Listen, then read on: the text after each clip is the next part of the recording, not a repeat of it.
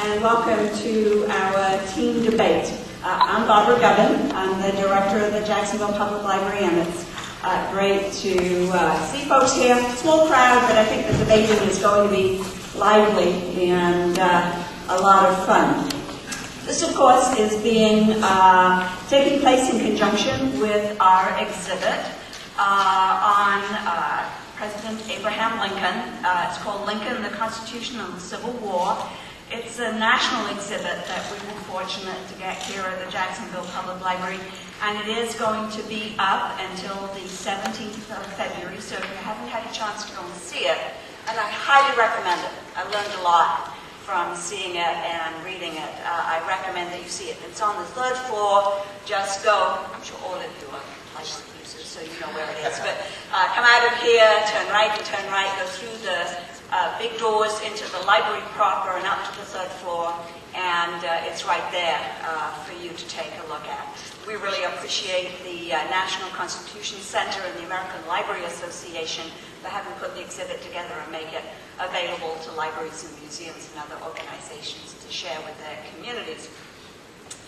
I've been told to say that the exhibit examines how President Lincoln used the Constitution to confront three intertwined crises of the Civil War: the secession of Southern states, slavery, and wartime civil liberties.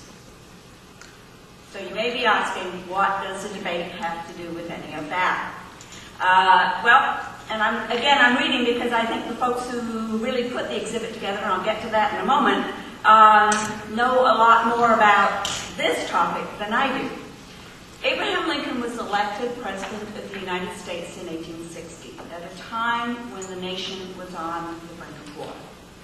The critical issues dividing the nation, slavery versus free labor, popular sovereignty, and the legal and political status of Black Americans, were brought into sharp focus in a series of dramatic debates during the 1858 election campaign for U.S. Senator from Illinois.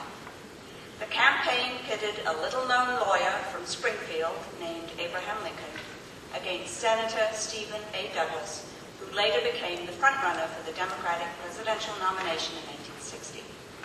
For 4 months, Lincoln and Douglas crisscrossed Illinois, traveling nearly 10,000 miles and participating in 7 face-to-face debates before crowds of up to 15,000. I reflect a little on all the debates we've been hearing about and watching in the many more months around the Republican Party nomination. It's interesting to think that so much later on we're still doing debates, and that's kind of very exciting, actually. Although Lincoln failed to win the Senate seat, his battle with Stephen Douglas won him a national spotlight and made him a serious presidential possibility in 1860. As Lincoln saw it, his defeat was a slip and not a fall. In celebration of the importance of the Lincoln-Douglas debates in Lincoln's election, we're pleased to present our teen debate this morning, which will tackle the issue of state versus federal rights on the issue of burning importance to many teens, parents, and teachers of teens, and all who come into contact with teens. Baggy pants. So I want to thank some key staff members who've put this together. I know Teresa Rooney doesn't want to mention her, but Teresa Rooney on our main library staff really was key to applying for this grant and exhibit and getting it here, so thank you, Teresa, for doing that. Did I see Kelly Likens somewhere here?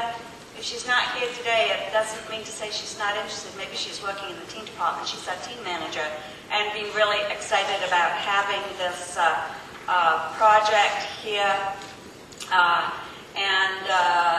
She encouraged Katie Barron to come on, take the teen scavenger contest. If you haven't done that, you still can.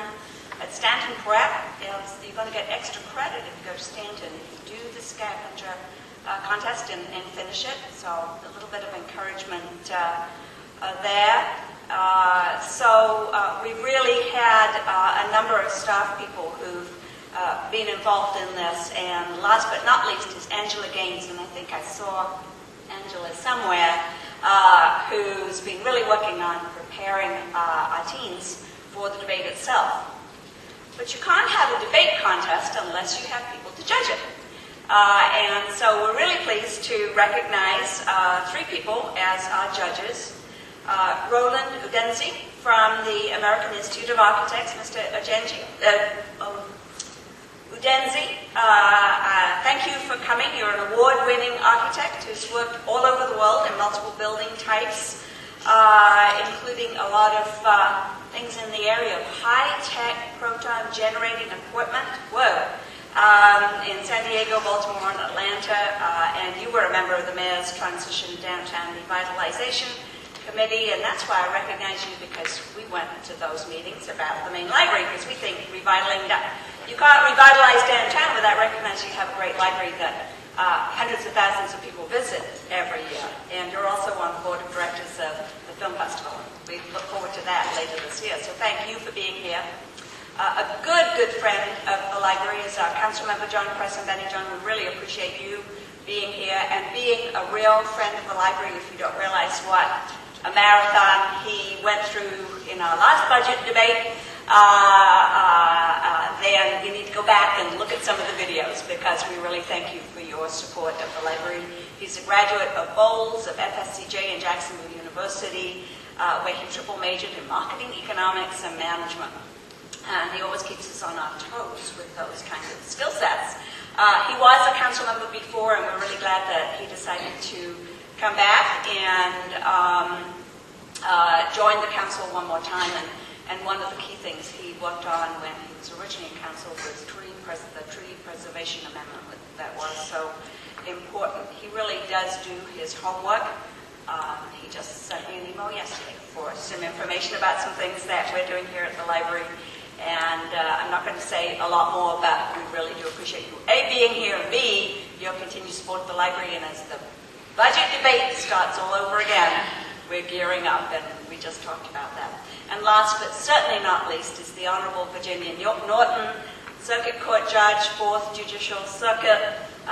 Judge Norton, it's so wonderful to have you here. You are a Jacksonville native and a graduate of Bowles, as well as the University of Virginia, a bachelor's in rhetoric and communication studies.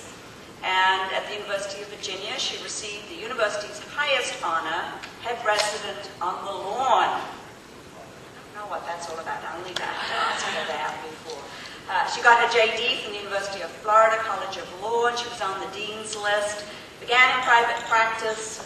In many ways, we know her because she used to work at the city in the OTC, not any longer, but she actually was a colleague of Teresa Rooney, who used to be an attorney. I think you're probably always an attorney. But Teresa saw the light and became a librarian. So what a skill set for Teresa. But to go back to Judge Norton, she's been elected to the Circuit Court, and so that's why she's on that court as a judge. But lots of community involvement, including being a member of the Ryan White Steering Committee of Legal Aid, a very important role in not only our own community, but the greater community. So thank you to our 6 teams who've joined us today. Thank you, the audience, who are going to be here. Looks like we're being filmed, so you're going to be able to watch it on YouTube. We'll have to see if this goes viral. And so I'll turn it over to you, Angela, to carry on. Thank you so much for coming.